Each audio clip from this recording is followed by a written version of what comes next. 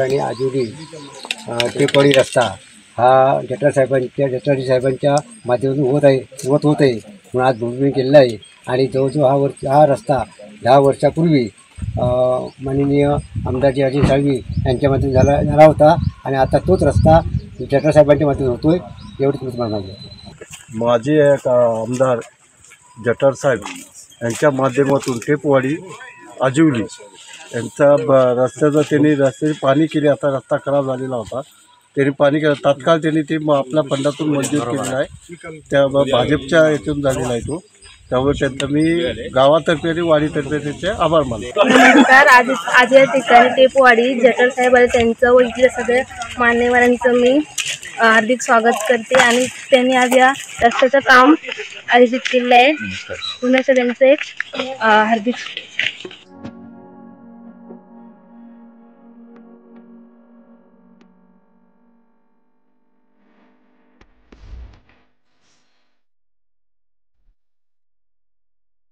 काशीचं बरोडर जाऊन बघा, महादेवाचं मंदिर बघा, काय मंदिर आहे। मी त्या मंदिराजवळ गेलो, संदीप तो होता, मला वाटतं संदीप होता। आम्ही शिवाजी महाराजांची जे घोषणा देत होतो, आता गेलो होते 4 महिन्यापूर्वी एप्रिलमध्ये। तिथून आम्ही अयोध्येला पण गेलो, आता 22 जानेवारीला अयोध्या पण आहे।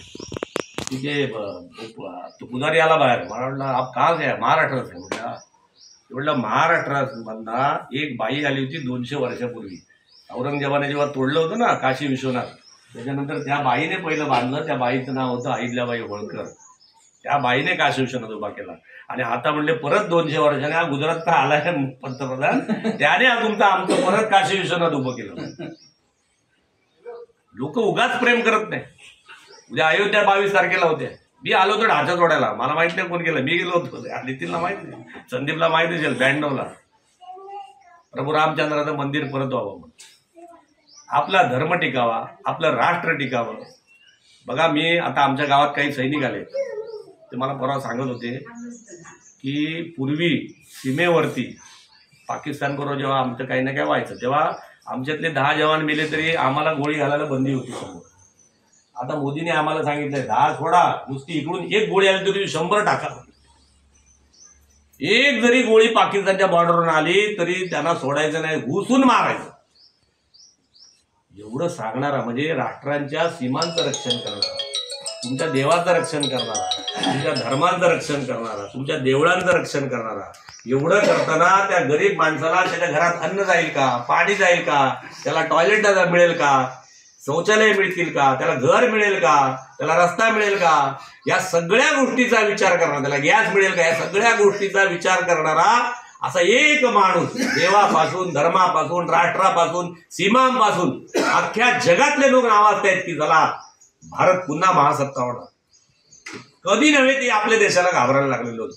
असा माणूस मिळाला, त्याला टिकवायची जबाबदारी आपली, त्याला आता टिकवायची जबाबदारी आपली आहे। म्हणून आम्ही कामाला लागलेलो आहे, गावागावात जातो आणि सांगतो 2024ला जे माहितीतनं जो कोण उभा राहील, शिंदे गटाचा राहील, बीजेपी गटात कोण राहील, तो जो सांगेल मोदी जिंदाबाद, त्या माणसाला निवडून द्यायची माझी तुम्हाला सगळ्यांना विनंती आहे।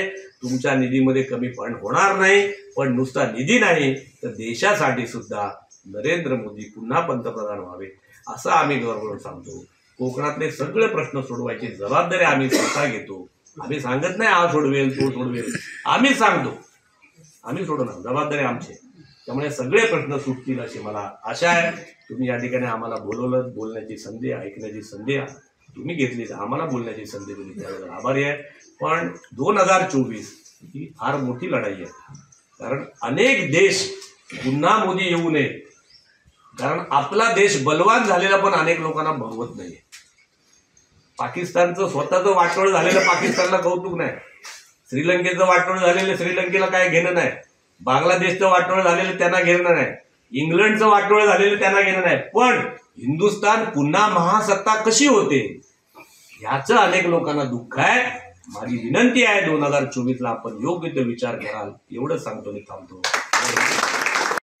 असे नवनवीन व्हिडिओ पाहण्यासाठी कोकणशाहीचं YouTube चॅनल सबस्क्राईब करा व बेल बटन प्रेस करा। तसेच फेसबुक पेज लाईक करा आणि इंस्टाग्राम पेज व ट्विटर पेजला फॉलो करायला विसरू नका।